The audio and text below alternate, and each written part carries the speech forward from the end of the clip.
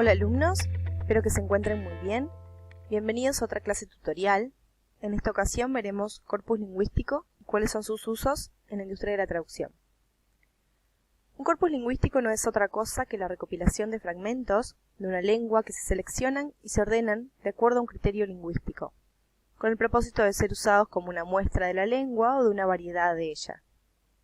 Tradicionalmente, cualquier compilación de textos se consideraba un corpus, pero hoy en día algunos teóricos dicen que tiene que cumplir con ciertos requisitos, como por ejemplo la extensión, que debe ser limitada. De este modo, Internet no sería un corpus, porque sus dimensiones son desconocidas y cambian continuamente. Tal vez se pregunten quiénes son los principales usuarios de estos corpus lingüísticos. En primer lugar, los traductores, quienes los utilizan para ver la recurrencia de determinadas expresiones, el uso, las colocaciones, el contexto, como ya vamos a ver. Pero también pueden ser utilizados por lexicógrafos, estudiantes de idiomas.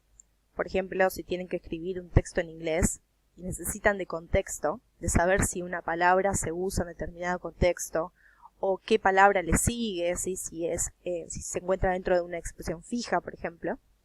Estos corpus son muy útiles para chequear este tipo de información. Ya lo vamos a ver también.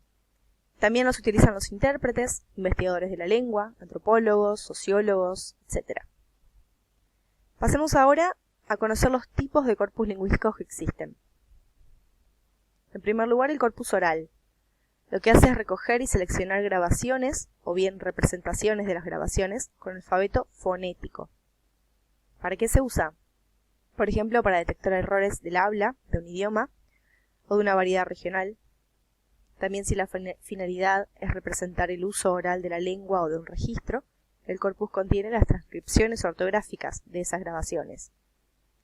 En estos casos se los usa más bien como referencia de estudio. Nosotros no nos vamos a enfocar tanto en estos casos del corpus oral, porque tienen más relación con algún tipo de estudio antropológico. Nosotros vamos a pasar al estudio del corpus escrito. Dijimos que, como traductores, nos van a interesar puntualmente los corpus escritos.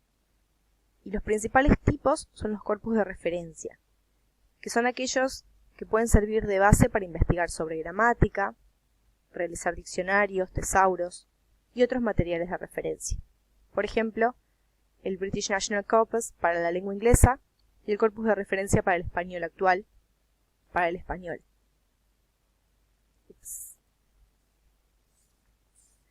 Después tenemos los corpus monitor, que son los que se mantienen actualizados permanentemente y sirven para hacer estudios diacrónicos de la lengua. Tenemos también los corpus paralelos, que son recopilaciones de textos que han sido traducidos a una o más lenguas, y los corpus especiales, que se centran en el estudio del lenguaje de un grupo social definido, de una zona, y suelen ser más pequeños y específicos. Veamos el primero de ellos. Un ejemplo es el British National Corpus, un corpus creado en 1991 que comprende unas 100 millones de palabras. Esta es una colección que fue tomada de diversos ámbitos. El 90% proviene de fuentes escritas y el 10% de fuentes orales, o sea, transcripciones de diálogos, entrevistas, y abarca una variedad de rangos etarios de diferentes clases. Este es un corpus monolingüe, sincrónico, general, y tiene muestras de hasta 45.000 palabras de textos. Para utilizarlo tienen que descargarlo en su computadora. Aquí pueden ver el enlace por si quieren descargar el corpus. En español tenemos el corpus de español. Ustedes pueden acceder y descargar dos versiones, una que tiene 100 millones de palabras y la otra de 2.000 millones de palabras, dependiendo del tipo que quieran, el tipo de trabajo que quieran realizar y la cantidad de información que necesiten. Es muy similar al anterior, también es un corpus de referencia. Seguro que muchos de ustedes usan con frecuencia el diccionario de la Real Academia Española, y si no lo utilizan, les aconsejo que lo hagan. Pero tal vez no sepan que existe el corpus de referencia del español actual, también llamado CREA. Aquí ustedes pueden tener, pueden hacer una consulta, establecer criterios de selección,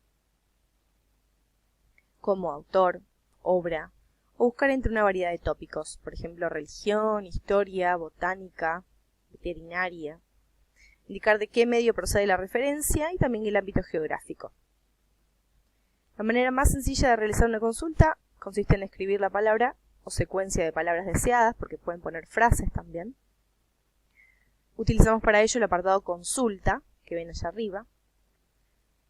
Por ejemplo, si buscamos la palabra vacuna, obtenemos 1871 casos en 577 documentos. Pero si restringimos la búsqueda bajo el tema farmacología, obtendremos tan solo 63 casos en 15 documentos. Por supuesto que podemos ver cuáles son estos ejemplos apretando la opción recuperar, que se encuentra bajo el título recuperación de ejemplos. La página y la utilización de la página es muy intuitiva, ¿sí? Aquí se muestran algunos ejemplos. Luego de apretar el botón de recuperación.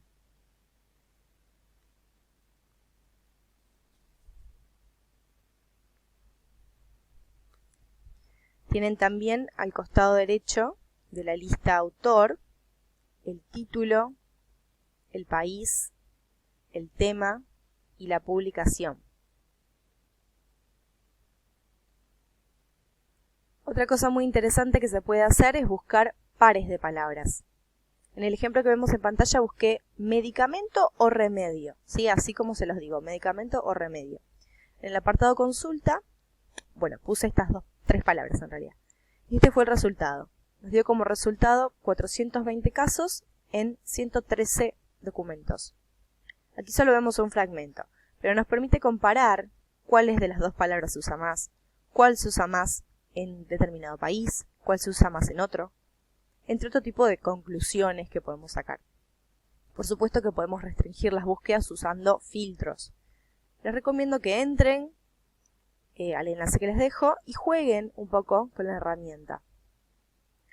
Resulta muy interesante también la opción de agrupación. Una vez que obtienen el resultado de una búsqueda, pueden ir a la opción de recuperar y luego la opción de agrupaciones. Si elegimos, por ejemplo, la frase energía solar, van a obtener los resultados que les indica cuando aparece con 2 palabras, con 3 palabras, con 5 palabras. Y dentro de este resultado pueden obtener información sobre el porcentaje de recurrencia, la cantidad de casos y las colocaciones de esa palabra o de esa frase que buscaron dentro de un grupo de palabras. Dentro de los corpus paralelos, uno de los principales es el Europarl, que contiene una compilación bastante grande de textos que provienen de las actas del Parlamento Europeo. Combinaciones de idiomas como alemán-inglés, griego-inglés, todo tipo de combinaciones de las lenguas de la Unión Europea, ¿sí? Incluido el español, por supuesto. Otro corpus importante es el Interactive Terminology for Europe, también llamado IATE, que también permite la búsqueda de una combinación grande de lenguas de la Unión Europea.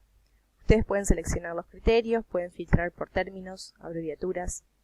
Vamos a ver más de este corpus en estas semanas. Van a aprender a descargarlo, a usarlo. Otro importante es el UN Term, que es el de las Naciones Unidas. Les dejo los enlaces de cada una.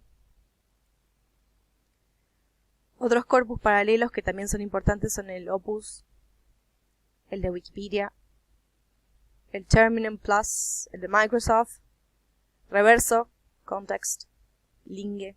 Todos estos difieren en el lenguaje que utilizan. Algunos tienen preponderancia en un sector determinado, en algún campo determinado de terminología. Así que entren y exploren un poco para ver cuáles se adaptan mejor a las necesidades de traducción que realicen. A los dos últimos, Reverso y Linge, los recomiendo, especialmente porque no hay que descargarlos, son muy sencillos de usar. Si comiencen con eso y van viendo, se trabaja con el contexto, se compara un contexto fuente con el meta. Vamos a ver un ejemplo. Acá en Linge buscamos IT Department y obtenemos una traducción al español. Obtenemos la traducción, obtenemos definiciones, definición de la frase total, definiciones de cada palabra y una gran variedad de fuentes externas donde aparece la frase y su comparación traducida al español en diversos contextos. También pueden ver que debajo de cada de cada traducción y de cada fuente externa está de la fuente donde se extrajo la información. Sí, es muy completo, pero sobre todo sirve para ver el contexto. Sí, es muy útil, la verdad. Otra cosa interesante para que ustedes sepan es que todos los usuarios de los corpus a menudo los utilizan con la ayuda de un software, de una herramienta digital que les permite bucear, digamos, con mayor facilidad en esta gigantesca cantidad de datos y palabras. Entonces pueden buscar combinaciones típicas, palabras sinónimos, comparar con otros términos. Pueden hacer lo mismo con frases, sus usos típicos, y más funciones. Una de las herramientas más conocidas en este ámbito se llama Sketch Engine. Si ustedes quieren, se pueden bajar una versión gratuita en su página. Yo les dejo el enlace. La versión creo que dura unos 30 días. Entonces, una vez que se descargaron alguno de los corpus que vimos antes, pueden administrarlo y usarlo a través de esta herramienta. Así que es muy útil en estos casos para organizarnos, sobre todo, facilitarnos el trabajo de búsqueda. Ahora sí me despido.